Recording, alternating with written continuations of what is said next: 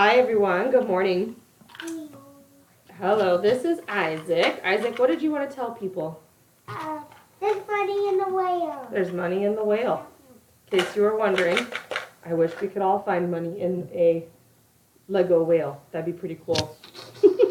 But I just wanted to reach out, say, good job this week. I know that this is that time of year that is really difficult to stay up on all of your work. You're kind of getting a little burned out. Trust me, teachers feel it too. You're probably looking at all your zombie teachers all day long. And we're counting money now.